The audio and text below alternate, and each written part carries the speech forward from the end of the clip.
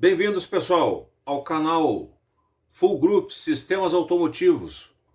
Damos continuidade hoje à eletricidade básica, onde falaremos sobre a resistividade de componentes eletrônicos no automóvel.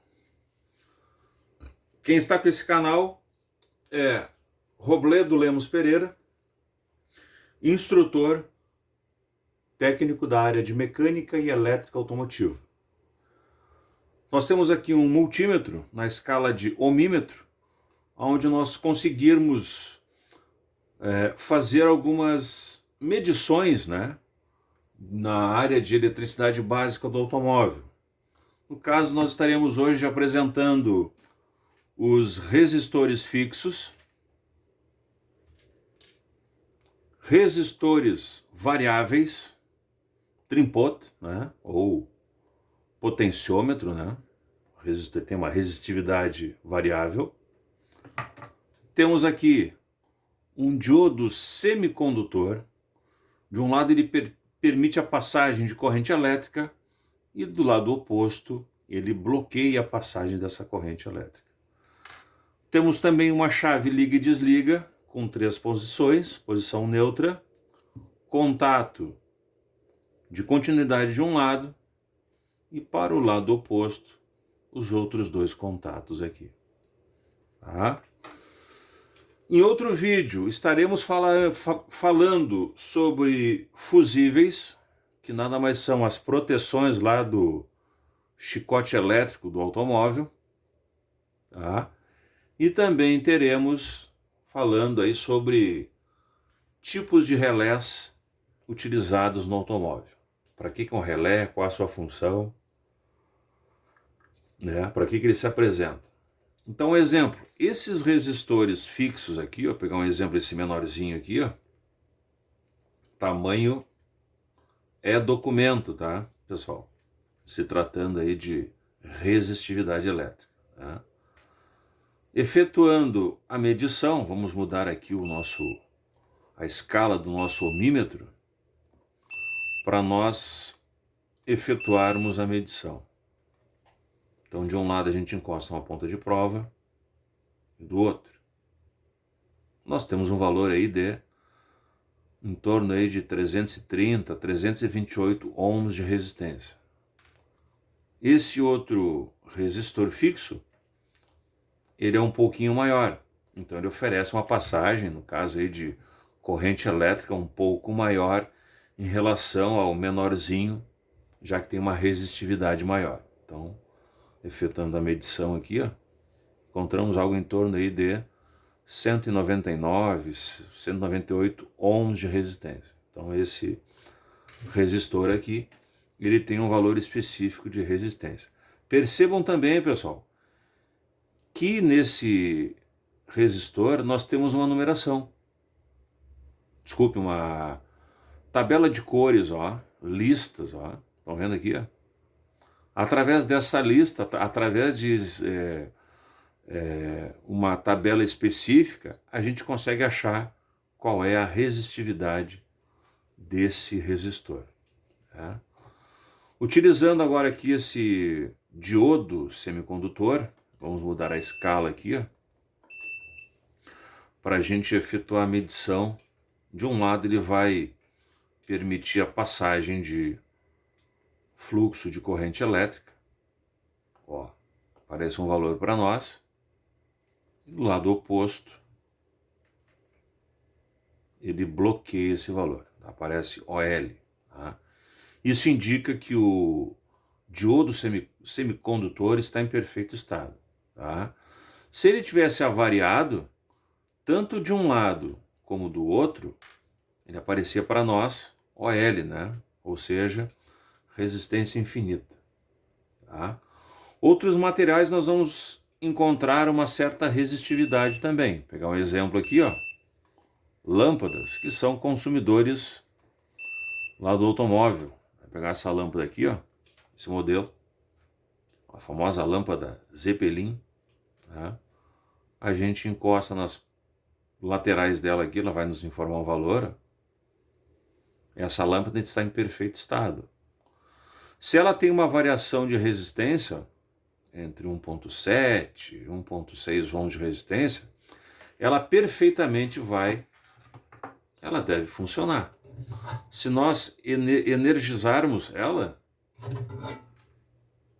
ó, funciona perfeitamente. Uma outra lâmpada que tem uma resistividade diferente, esse tipo de lâmpada H4, ó, que aparece para nós aqui, ó, onde ela fornece uma potência aqui entre 55 e 60 watts. Luz alta e luz baixa, né? Potência elétrica, pessoal, nós vamos estar trabalhando com isso, entendeu? Nas próximas aulas aí, tá?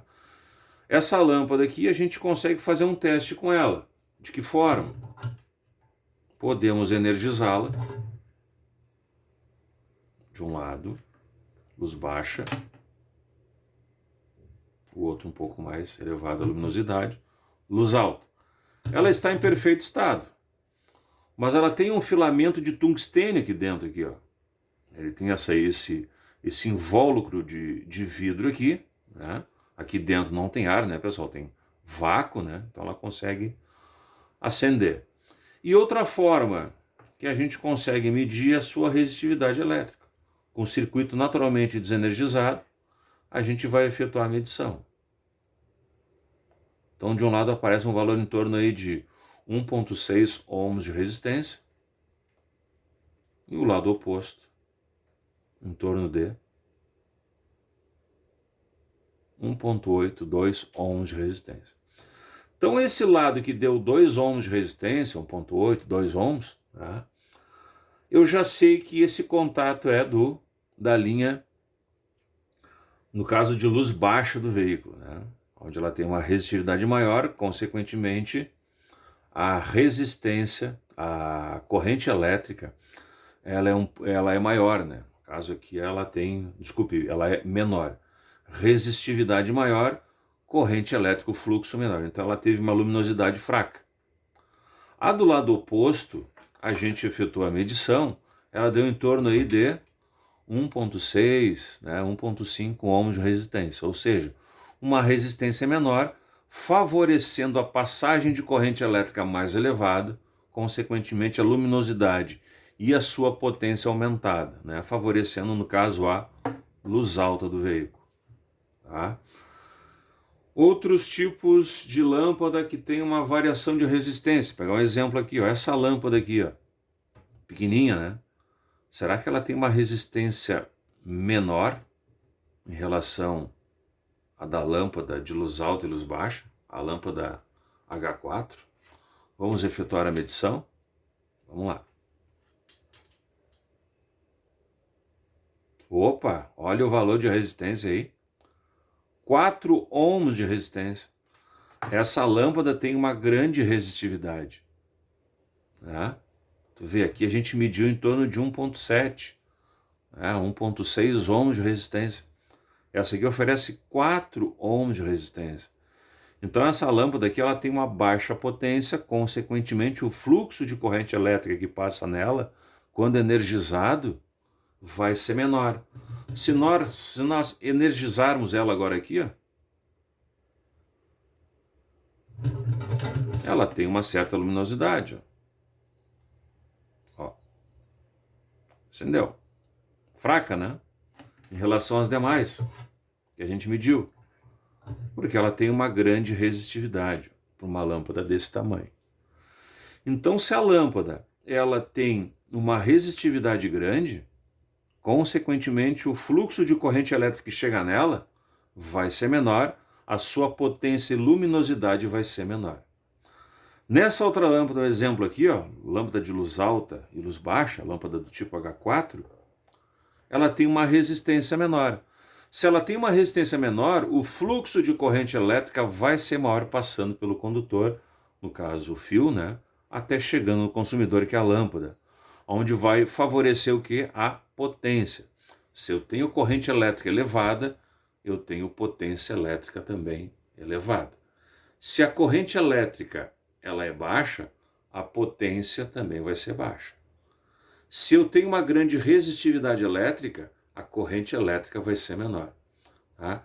Se a resistividade for menor, a corrente elétrica será maior. Ok, pessoal?